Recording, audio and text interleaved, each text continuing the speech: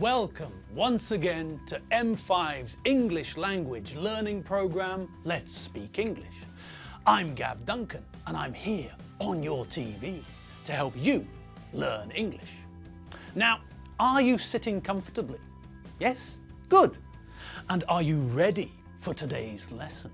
Yes? Good. Okay, well let's learn English together. Okay, so who remembers what we studied last week? Yes, that's right. We looked at a few things last week, and one of the things we learned was that the present continuous tense is a very versatile tense. So, who remembers what the adjective versatile means? That's right, my ever diligent chickens of the forest. Versatile is a very positive adjective, meaning that something can do many things. Have a look at this thing. Now, who knows what that is? That's right, it's a bulldog clip. Okay, and what is the bulldog clip designed for? Yes, that's right. It's designed to hold sheets of paper together. Okay, that's what the bulldog clip is designed for. But the bulldog clip is very versatile. Think about all the other uses we can find for a bulldog clip. We can use bulldog clips to hold cables on our desks to make it easier to find them when we need to charge our phones or connect something to a USB cable, for instance. Or we can use them to make a photo stand. Put one or two bulldog clips onto the bottom of a photo and then you have a photo stand. We can also use a couple of bulldog clips to make a stand for a smartphone. Anyway, you get the idea. Bulldog clips are very versatile things. They can do lots of different things. We can use them for lots of different things. Okay, now forget about bulldog clips. Let's think about something else we learned last week. Things that are temporary and things which are permanent. Now, do you all remember what we were talking about last lesson about temporary and permanent? Well, let's think about those two words for a moment. I'd like you to think about tattoos for a minute. Think about the tattoos you get as a present with sweets, tattoos for children. These are not permanent, these are temporary. They're called temporary tattoos. You put them onto your skin and they stay for a few days. The same as henna tattoos. Someone draws on your skin with henna and you have a design, a tattoo on your skin, which remains there for a couple of weeks, or more if you don't wash. But just like with Hollywood films, these are temporary. Have a look at this photo of the actor Jeremy Irons in the film From Dusk Till Dawn. And here's another photo of Mr. Irons in the TV series Kojak.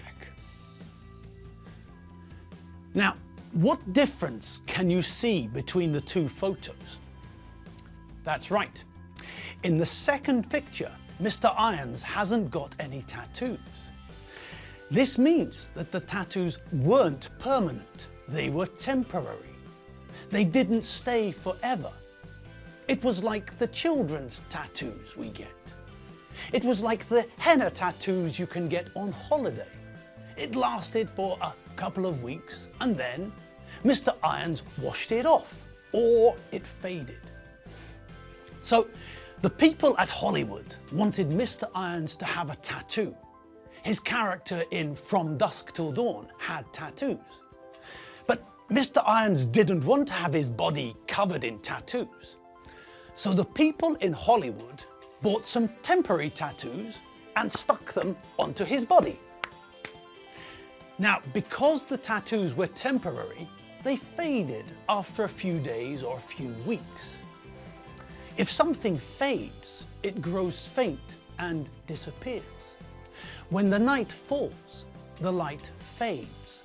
The light slowly disappears. When you come back from a holiday in the sun, your skin is nice and brown, you're tanned, you've got a suntan.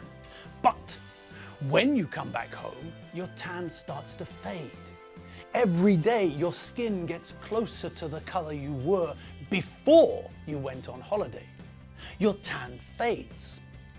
If you have a red t-shirt and you put it into the sun, after a while the t-shirt will fade. It'll still be red, but the red color isn't as strong. The color has faded.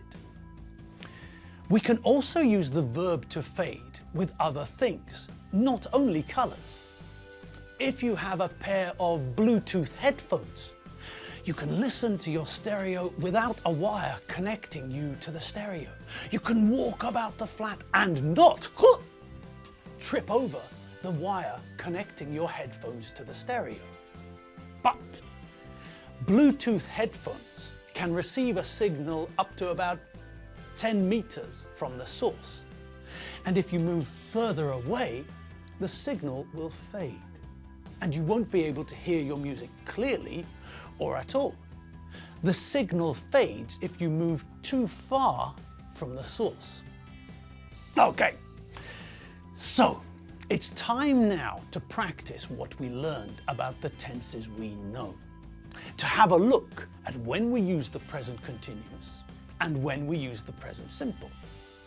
First, let's have a look at a couple of timelines about the two tenses so that we can see the difference in a visual manner. Okay, so in the first timeline, we can see the present continuous. We use the present continuous for things happening at the time of speaking or around the time of speaking. In the second timeline, we can see the present simple. We use the present simple for things that are true in general or things that happen repeatedly. Let's look at the difference in a table. Mabel, Mabel, please help if you're able. We don't need a modem or an Ethernet cable, but where you could help with your amphibian art is to show us examples of tenses in a chart.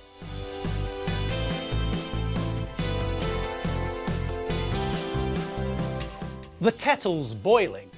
Can you turn it off? Water boils at 100 degrees.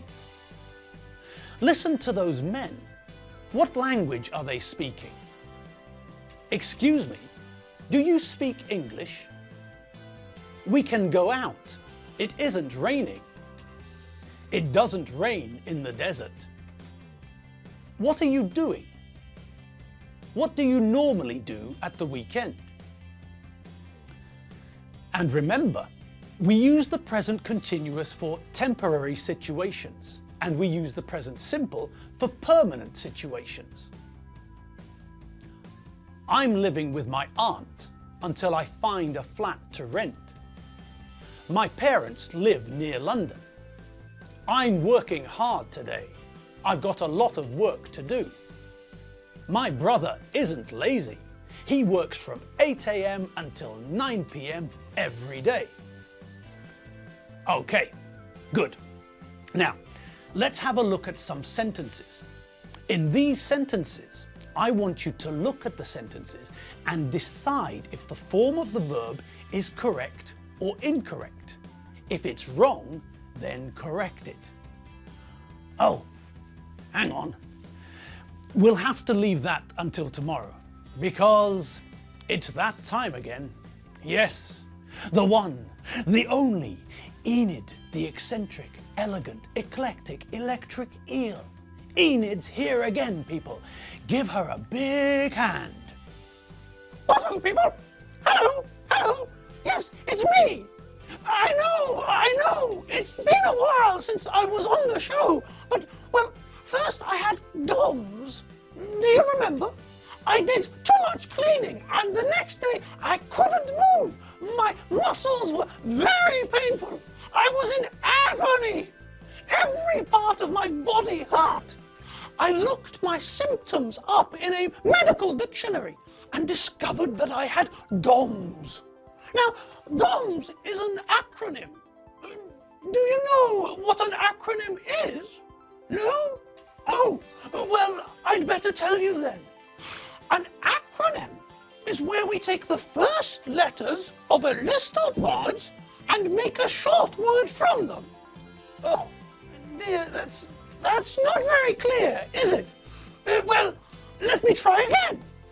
If we have a long list of words which we use together, then we take the first letter of all the words and make another word. Is that clear? Oh dear. My explanations aren't very good today, are they? I know. I'll give you an example of an acronym. Let me think. I know. NATO. NATO is an acronym. NATO is a short word, an abbreviation, which we make from the 4 words in the official title. The full name for NATO is North Atlantic Treaty Organization. So, to make the acronym, we take the first letters from the 4 words in the title and put them together to make a new short word. North gives us N. Atlantic gives us A. Treaty gives us T. And organization gives us O. So, you see, we take the initial letter from all of the words, the first letter from all of the words, and make a new word. North Atlantic Treaty Organization is a mouthful. It's a very long title. So, we usually use the acronym NATO. Now, let me think of another example. Oh, yes, that's another one. NASA. Now, we all say NASA when we're talking about the space people in America. But NASA is also an acronym. The full title is National Aeronautics and Space Administration. Again, what a mouthful. So we don't say he works for the National Aeronautics and Space Administration. No, that would take too long. Instead, we use the acronym. We say he works for NASA. Oh, and I bet some of you are wondering about the and, aren't you? Well, yes, and is part of the title, I know, but, well, and is a very common word, and we don't need to use it in the acronym. It would sound silly to say NASA. And when people think about acronyms, they want to make them simple. So, if there is a common word in the title, often we leave it out of the acronym. Oh, and is that the time? Good Godfrey, I've got to go. Rupert and Archibald are meeting Clementina in the park. She's going to the park to take Keith for his afternoon walk. And I'm meant to be meeting them in the park so that we can go for cocktails in the Poncy Peacock. I'm going to be late. Right there. More acronyms later, darlings. I'm off. Toodaloo. Pip pip. Chee-bye. And she's off to meet Rupert and Archibald and Clementina. And Keith, of course. Okay, well, they're going for cocktails in the Poncy Peacock. And we're finished too. That's right, my chickens of the forest. Our time is up. So, if you can't wait until tomorrow, then you'll have to throw yourself into the internet and check out www.m5tv.hu. That's where we store all the videos and vocabulary. Okay, well, I'm off for now, but I'll be back here, ready for you all with some more English tomorrow. Same time, same place. See you later. Bye.